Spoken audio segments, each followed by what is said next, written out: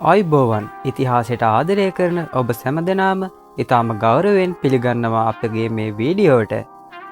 සිතන්න මේ ඔබ අද දකින පරිසරය නිර්මාණය වෙන්න කලින් මේ බිමේ ජීවත්වුණු පළමු ශ්‍රී ලාංකිකයින් ගැන ඔවුන්ගේ ජීවිත විස්මිත අභිරහස් ගැන සොයා යන්න ඔබ සූදානම්ද? අද අපි වසර දහස් ගානක් ඈතට දිව යන අපේ මුතුන් මිත්තන්ගේ ජීවිත කතාවලින් පිරුණු කාලතරණයකට ඔබ එක්කගෙන යනවා. මේ ගමනේදී අපේ අවධානය යොමු වන්නේ ශ්‍රී ලංකාවේ මානව ඉතිහාසයේ ස්වර්ණමය යුගයක් සනිටුහන් කළ අතිශය වැදගත් ස්ථානයකට. ඒ තමයි අදටත් රහස් ගණනාවක් සඟවාගෙන සිටින බටදොඹ ලෙන බලංගොඩ මානවයාගේ ලෙන.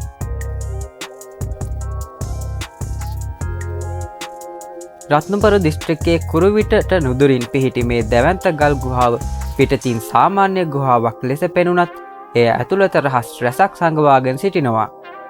මේ ගුහාව ප්‍රමාණයෙන් විශාල නිසාම පුරාණ මානවයන්ට ඉතා සුරක්ෂිත වාසස්ථානයක් වුණා.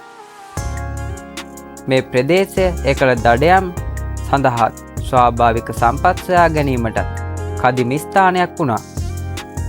මේ භූගෝලීය පිහිටීම ඔවුන්ගේ පැවැත්මට මහෝපකාරී වුණා. මේ ගුහාව ලෝක ප්‍රකට වුණේ 1980 ගණන් වලින් පස්සේ සිදු කරනු පුරාවිද්‍යාත්මක කැණීම් වලින්.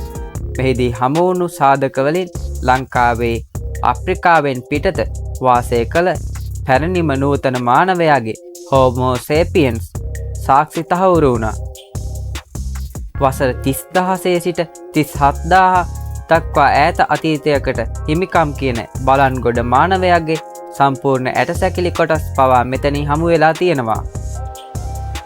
ඒ විතරක් නෙමෙයි, ඔවුන් භාවිත කළ සුළු ගල් ආයුධ, ආහාර පිසීමට භාවිතා කළ ගල් ලුඳුන්, සතුන් දඩයම් කළ මන්නා වැනි ගල් වලින් හදාගත් උපකරණ වගේ දේවල් මේ ගුහාවෙන් සොයාගෙන තිබෙනවා. මේවායින් පැහැදිලි වෙන්නේ ඔවුන් ඉතා දියුණු තාක්ෂණයක් සහ සංකීර්ණ ජීවන රටාවක් අනුගමනය කළ බවයි. බටදොඹ ලෙන මානවයාගේ ජීවන රටාව පිළිබඳ බලමු. බටදොඹ ලෙන මානවයන් දඩයම් කළේ මුවන්, ඉබ්බන්, ඌරන්.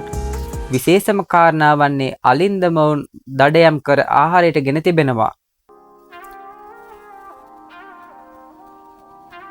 වඩාත්ම පුදුම සහගත කරුණ වන්නේ ඔවුන් වර්තමාන පබුළු, කවච සහ සත්ව දත් භාවිතා කරමින් ආභරණ පවා නිර්මාණය කිරීමයි. මෙයින් පැහැදිලි වෙන්නේ ඔවුන්ට සෞන්දර්යාත්මක රසවින්දනයක් සහ සංස්කෘතික සම්බන්ධතාද තිබූ බවයි. ඔවුන් ගින්දර භාවිතයෙන් තවත් බොහෝ දේ කළා.